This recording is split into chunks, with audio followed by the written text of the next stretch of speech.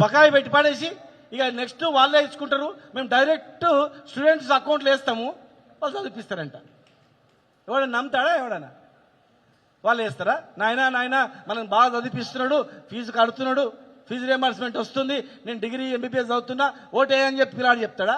ఉద్యోగాలు వచ్చిన పిల్లాడు చెప్తాడా? లేకపోతే ఇంట్లో ఆడపిల్ల ఎవరైతే చదువుకునే పిల్ల ఉంటుందో, డిగ్రీ ఇంటర్మీడియట్ చేసే పిల్ల, అమ్మ నాయన నాకు స్కూటీ ఇప్పించిండు, దాని మీదనే పోయేస్తున్నా అని ఏమని చెప్తుందా?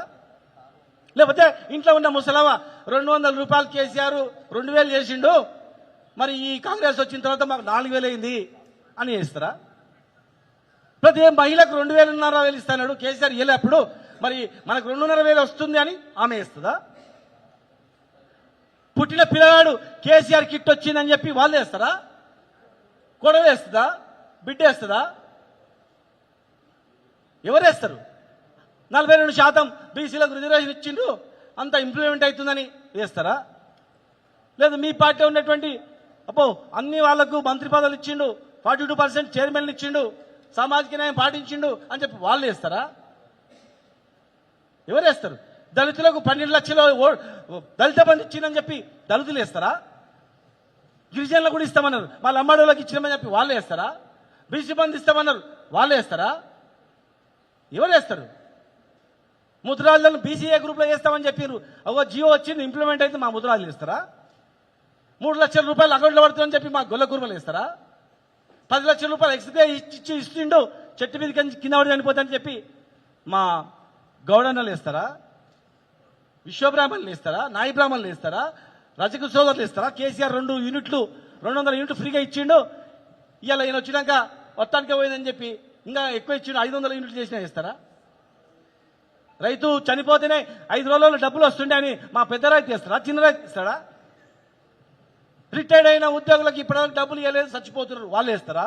బ్రహ్మాండంగా ఇదే పంచుకుందిరా, సచ్చినాక పైసలు వస్తున్నాయి, మేము చచ్చినాక ఇంటిలోకి పైసలు వస్తున్నాయి, ఇది చాలా బాగుంది అని చెప్పి వాళ్ళు వేస్తారా? లేకపోతే పీఆర్సీ బ్రహ్మాండంగా పీఆర్సీ ఇచ్చి పడేసే, డిఎల్ ఇచ్చి పడేసి అంతా వాళ్ళు వేస్తారా? ఎవరు వేస్తారు? జర్నలిస్టులకు వెల్త్ కార్డు వచ్చాయి, ఇండ్లు వచ్చాయి, అవన్నీ ఇండ్లు కట్టిస్తామని చెప్పి వాళ్ళు వేస్తారా? ఎవరు వేస్తారు? ఏ వర్గం వేస్తారు చెప్పండి? ఎందుకు వేస్తారు చెప్పండి? ఎందుకు ఓటేయాలా అని ఆలోచన వస్తే రాదా ఓటేసేటప్పుడు? 10 సంవత్సరాలు ఎట్లా బతికినాంరా, ఇప్పుడు ఎట్లా బతుకుతున్నాంరా అని ఆలోచన సామాన్య ప్రజలలో రాదా? ఒక్క ఓటు పొరపాటున ఒక్క ఓటు నమ్మి వేసినందుకు 50 లక్షలు ఎక్కడ ఉన్నది 10 లక్షలకు పడిపోయింది. పెళ్లికో చదువులకో 1 ఎకరా అమ్మి బతుకుదామంటే కొనేటోడు లేడు, చూసేటోడు లేడు, కనీసం ఇంతకో అంతకో యుద్ధం తెగేద్దామంటే కూడా దిక్కు చూసేటోడు కూడా లేడు. గందుకేస్తారా చెప్పండి? ఏమైంది రాష్ట్రం? ఏం బాగుపడ్డది? బస్సులో లేడీస్కి ఇచ్చినామంటే వాళ్ళు సంతోషంగా ఉన్నారా? వాళ్ళు హ్యాపీగా ఉన్నారా? ఇద్దరు పోతారు, 10 రూపాయల టికెట్ 20 రూపాయలు చేసిండ్రు, భర్తకు 20 రూపాయలు, భార్యకు ఫ్రీ. ఏముందల్లా? ఇది ఏం చేసింది చెప్పండి?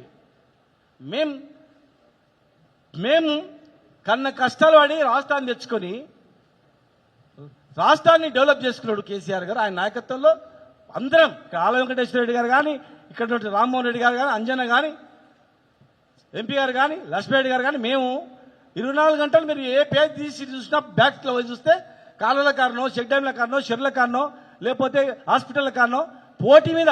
నేను హాస్పిటల్ అంటే నువ్వు చెక్ డ్యామ్ అంటే నేను రింగ్ రోడ్ అంటే ఇంకోటి, పోటీల మీద పడి చేసుకున్నాం. పార్కులు, జంగల్ సఫారీలు, ఇవన్నీ దేశంతో పోల్చుకున్నాం. మేము ఇతర దేశాలతో పోల్చుకొని జిల్లాను తీసుకుపోవాలని చేసుకున్నాం. ఇవాళ మేము మాట్లాడింది ఏం తప్ప చెప్పండి? ఇవాళ మీరు మళ్ళీ రేపు ఎమ్మెల్యే అందరూ చెప్తారు మాట్లాడారు. మేము చూపించినాం కదా ఇవన్నీ. దయచేసి రేపు ప్రెస్ మీట్ పెట్టేటోళ్ళు మీకు చేతిలో దండం పెడతారు బాబు, ఎవరో కానీ మీకు దండం పెడతారు. ప్రెస్ మీట్ ఎవరో ఎమ్మెల్యేలో, మాజీ మంత్రులు, ఇప్పుడున్నటువంటి మంత్రుల్లో ఎమ్మెల్యేతో పెట్టిస్తారు కదా. మేము ఇవన్నీ ఇట్లా చూపించినాం, ఇట్లా చూపించినాం. మీరు చేసిన పని పాలమూరు రంగారెడ్డి జిల్లాలో తట్టడి మనం తీసినటువంటిది మీరు చూపించండి. ప్రాజెక్ట్ అంటేనే ఇవన్నీ 90% అయిపోయింది అంతే. ఇంత విలువ అంత విలువ మీరు గింత చెప్తారు కదా, గింతే ఖర్చు అయింది కదా, వద్దు, లాజిక్లు వద్దు, అవన్నీ టెక్నికల్ క్వాలిటీస్ వద్దు. ప్రాజెక్ట్ అంటేనే గది, ఇది కాలువలు, కుంటలు, చెరువులు, టన్నల్స్, మోటార్లు, పంప్ సెట్స్ అయిపోయిందని.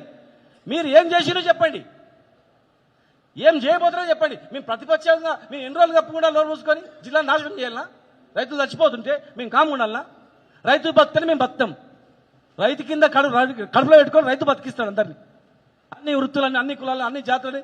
రైతు పండిస్తే చెమట రక్తం తీసి రైతు పండిస్తే దేశం మొత్తం తింటది. 14 లక్షల మంది వలసపోయినటువంటి ఈ దేశంలో ఎక్కలేదు, ప్రపంచంలోనే ఎక్కలేదు. అలాంటి జిల్లా మాది. ఇలా మేమేం చేయలేదు, వీళ్ళు ఏం గాలి వదిలిపెట్టిండ్రు, గాలి తిరిగిండ్రు. వీళ్ళంతా వచ్చిందంటే మీరు చేసిందని చెప్పండి. మేము చేసిన పనులు ఆగిపోయిన పనులను చేయండి అయ్యా అని దండం పెట్టి అడుక్కుంటున్నాం. మిమ్మల్ని దండం పెట్టి అడుక్కుంటున్నాం. ఏం లేదు, చేసింది ఏం లేదు. కొంతమంది మాత్రమే బాగుపడుతున్నారు, కొంతమంది మాత్రమే లబ్ధి పొందుతున్నారు అంతే. మీ పార్టీలో కూడా ఎవరు లాభం పొందుతున్నారు, ఎవరు లబ్ధి పొందుతున్నారు? కొంతమంది ఉట్టి మాటలతో నడుస్తుంది, గారెడితోనే మొత్తం నడుస్తుంది గడిబిడి.